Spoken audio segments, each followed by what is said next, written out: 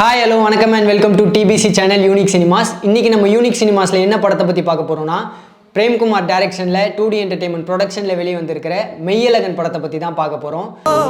சொந்தம் யார்தான் இவனோ எதிர்பாரா. இந்த படம் வந்து ரொம்ப ஸ்லோவாக இருக்குது, லேகாக இருக்குது, என்னடா படத்தில் ரெண்டு பேரும் பேசிகிட்டே இருக்காங்க அப்படிங்கிற மாதிரி நெகட்டிவ் ரிவ்யூஸ்லாம் நிறைய வந்துட்டு இருக்குது. எனக்கு இந்த படம் ஒர்க் ஆச்சா ஒர்க் ஆகலையா எப்படி இருக்குது அப்படிங்கிறது தான் இன்றைக்கி இந்த வீடியோவில் பார்க்க போகிறோம். வாங்க பார்க்கலாம்.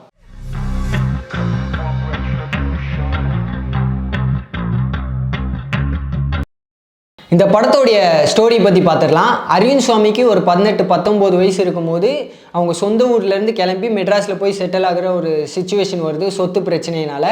அதுக்கப்புறம் 22 வருஷம் கழித்து அவங்க தங்கச்சிக்கு, அரவிந்த் சுவாமி தங்கச்சிக்கு வந்து தஞ்சாவூரில் வந்து கல்யாணம் வச்சுருக்காங்க. அந்த கல்யாணத்துக்கு போயே ஆகணுங்கிற ஒரு சிச்சுவேஷன் வருது அரவிந்த் சுவாமிக்கு. ஏன்னா வந்து அந்த தங்கச்சியை வந்து அரவிந்த் சுவாமிக்கு ரொம்ப பிடிக்கும்.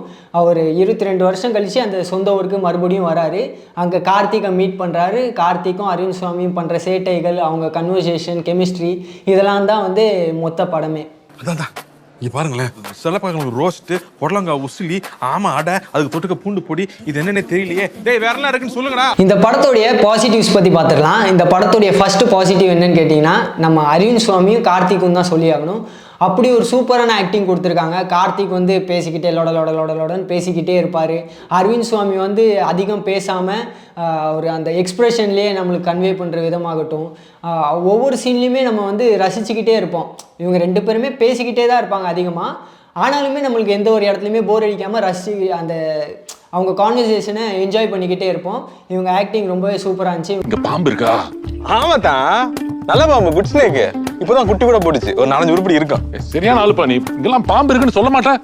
அப்புறம் இன்னொரு ப்ளஸ் என்னன்னு கேட்டிங்கன்னா, மியூசிக் ரொம்பவே சூப்பராக போட்டிருந்தாங்க. கோவிந்த் வசந்த், அதான் 96க்கும் அவர் தான் மியூசிக் டைரக்டர். 96லையும் பிரிச்சிருப்பார், இந்த படத்துலையும் சூப்பராக பண்ணியிருக்காரு. அக்கா எப்படி இருக்கீங்க? நல்லா இருக்கீங்களா? நான் தான் உங்க வீட்டுக்காரங்க நம்ம ஃபுல்லாக பார்த்துக்கிட்டேன்.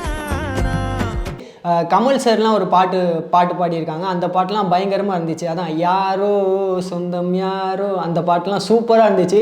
அரவிந்த் சுவாமி அந்த ஊரை விட்டு கிளம்பும் போது அந்த சாங் பிளேஸ்மெண்ட் பண்ணியிருப்பாங்க. அதெல்லாம் பார்க்கும்போது கண்ணுலேருந்து எனக்கு தண்ணி வந்துச்சு. தேட்டரில் நான் ரொம்ப என்ஜாய் பண்ணி பார்த்தேன் அந்த சீன்லாம். யாரோ இவன் யாரோ சொந்தம் யார்தான் இவனோ. அப்புறம் படத்தில் இன்னொரு ப்ளஸ் என்னன்னு கேட்டிங்கன்னா, சினிமோட்டோகிராஃபி ப்ளஸ்ன்னு சொல்லி ஆகணும். நம்ம மகேந்திரன் ஜெயராஜு பண்ணியிருக்காரு. ரொம்பவே சூப்பராக பண்ணியிருந்தார். அவங்க வந்து அந்த ஊர் சைடில் காட்டுற ஷார்ட்ஸ்லாம் ஆகட்டும், நம்ம படம் ஸ்டார்டிங் ஆன உடனே அந்த ஊரை நமக்கு வந்து எக்ஸ்ப்ளோர் பண்ணுற மாதிரி ஒரு ஷார்ட்ஸ்லாம் காமிப்பாங்க. அதெல்லாம் ரொம்பவே சூப்பராக இருந்துச்சு. சினிமோட்டோகிராஃபி ஒர்க் இந்த படத்தில் ரொம்பவே சூப்பராக பயங்கரமாக பண்ணியிருந்தாங்க.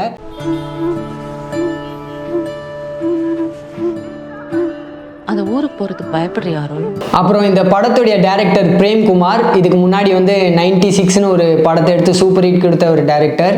இப்போ அதுக்கப்புறம் மெய்யழகன் வந்து 96ஐ விட எனக்கு ரொம்ப பிடிச்சிருந்துச்சு. ஏன்னா வந்து 96ல் வந்து ஒரு ஆணுக்கும் பொண்ணுக்குமான காதலை வந்து காமிச்சிருப்பாங்க. இதில் வந்து ஒரு ஆணும் பேசிக்கிற ஒரு கெமிஸ்ட்ரி இருக்குல்ல, அந்த கெமிஸ்ட்ரி ரொம்பவே அழகாக ஒர்க் அவுட் ஆகிருந்துச்சு இந்த படத்தில். அடிக்கிறாங்களா எல்லாம் ஆயிரம் கொஞ்சம். அவருக்கு உங்களுக்கு ரொம்ப பிடிக்கும். யார் ஃபர்ஸ்ட் குஸ் வராங்க பாப்போமா. அரவிந்த் சுவாமியும் கார்த்திக்கும் உட்காந்து சரக்கு அடிக்கிறது, அப்புறம் வந்து அவங்க ரெண்டு பேரும் சேர்ந்து பாட்டு பாடிக்கிறது, இந்த மாதிரி நிறைய விஷயங்கள் இவங்க ரெண்டு பேரும் தான் படம் ஃபுல்லாகவே. இந்த மாதிரி அழகழகான விஷயங்கள்லாம் நிறைய இருந்துச்சு. ஆகத்தில் நான் நிற்க ஆனந்தம் தான் இந்த மான். அப்புறம் ஜல்லிக்கட்டுகளை வச்சுலாம் சீன்ஸ்லாம் வரும். அதெல்லாம் ரொம்பவே சூப்பராக இருந்துச்சு. அந்த மாடு கூட பழகுற விதம், ராஜ்கிரண் சார் அந்த ஜல்லிக்கட்டை கற்றுக் கொடுக்குற விதம், இதெல்லாம் வந்து ரொம்பவே சூப்பராக இருந்துச்சு. தாய்ப்பாசம் இவன் யாரோ.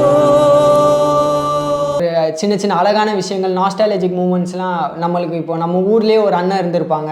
நம்ம வந்து சரி சின்ன வயசுலலாம் அவங்க கூடயே சுற்றிட்டே இருந்திருப்போம், பழகியிருப்போம், நல்லா இருந்திருப்போம். கொஞ்சம் பெரிய பசங்களானோடனே நம்ம அவங்களும் நம்மகிட்ட பேச மாட்டாங்க, நம்மளும் அவங்ககிட்ட பேசுகிறதில்ல.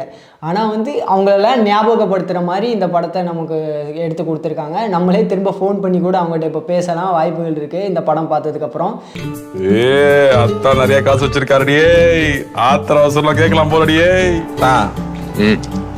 சொன்னா செருப்பை கலட்டி அடிக்க மாட்டீங்களே. இந்த படம் வந்து எல்லாருக்குமே பிடிக்குமான்னு கேட்டால் அது எனக்கு தெரியல. ஆனால் வந்து பர்சனலாக எனக்கு ரொம்பவே பிடிச்சிருந்துச்சு இந்த படம். சுற்றி எல்லாருமே தேட்டரில் வந்து என்னடா இது படம் எப்போ முடியும், என்ன இழுத்துக்கிட்டே போகிறாங்க அப்படிங்கிற மாதிரி தான் பேசிகிட்டு இருந்தாங்க. ஆனால் எனக்கு வந்து பர்சனலாக ரொம்பவே படம் பிடிச்சிருந்துச்சு. சுத்தம் முடிய தூக்குங்க. நான் இப்ப நாட்டுப்பால் டீ உங்ககிட்ட கேட்டேனா? ஏன்னா வந்து ஒரு சின்ன சின்ன விஷயம் அழகாக காமிச்சிருக்கும் போது எந்த ஒரு ஃபைட்டுமே கிடையாது படத்தில், டான்ஸ் கிடையாது, ஒரு ஐட்டம் சாங் அந்த மாதிரிலாம் எதுவும் கமர்ஷியலான விஷயம்லாம் கிடையாது. ஒரு 2 பேர் கன்வர்சேஷன் பண்ணுறாங்க, அதுதான் மொத்த படம். இப்படி இருக்கும்போது மக்களுக்கு வந்து போர் அடிக்க தான் செய்யும். ஆனால் அதையுமே இன்ட்ரெஸ்டிங்காக எடுத்துகிட்டு போயிருக்காங்க. டான்ஸ் கூட ஆடுவேன் தான். நானும் டான்ஸ்லாம் ஆடுவேன். ஆனந்தாபு ஸ்டெப்லாம் சூப்பராக ஆடுவேன். Michael Jackson. இந்த படத்தோடைய நெகட்டிவ்ஸ் பற்றி பார்த்துடலாம். இந்த படத்தோடைய நெகட்டிவ் வந்து இவங்க பேசிக்கிட்டே இருக்கிறது நல்லா தான் இருக்குது. ஆனால் வந்து ஒரு சில இடத்துல வந்து போர் அடிக்குது, என்னடா இவங்க பேசிகிட்டே இருக்காங்க அப்படிங்கிற மாதிரி. அப்புறம் வந்து கொஞ்சம் படம் லென்த்தாக போகிற மாதிரி ஃபீல் ஆகுது. கொஞ்சம் ட்ரிம் பண்ணியிருந்தால் இன்னுமே நல்லா இருந்திருக்கும். அவங்க வந்து அந்த ஹிஸ்ட்ரி கரிகாலன் பற்றிலாம் பேசுகிற சீன்லாம் கொஞ்சம் போர் அடிக்கிற மாதிரி தான் ஃபீல் ஆச்சு. மற்றபடி பார்த்தீங்கன்னா பெருசாக எனக்கு நெகட்டிவே தெரியல. மற்றபடி எல்லாமே சூப்பராக இருந்துச்சு. எல்லாம் இறந்த காலமா தான், கடந்த காலம், நாம கடந்து வந்த காலம், பொற்காலம். எனக்கு ரொம்ப பிடிச்சிருந்துச்சு. நைட்டு ஃபுல்லாகவுமே எனக்கு அந்த தூங்கும் போதெல்லாம் மண்டைக்குள்ளே அப்படியே கார்த்திக் பேசுகிற மாதிரியே ஓடிட்டு இருந்துச்சு. படம் ரொம்ப சூப்பராக இருக்குது. கண்டிப்பாக ஃபேமிலியோட தேட்டரில் போய் ஒரு வாட்டி பார்க்க வேண்டிய ஒரு படம். போய் பாருங்கள், என்ஜாய் பண்ணிவிட்டு வாங்க. படத்தோடைய ரிவ்யூ இவ்வளோ தான் முடிஞ்சிருச்சு.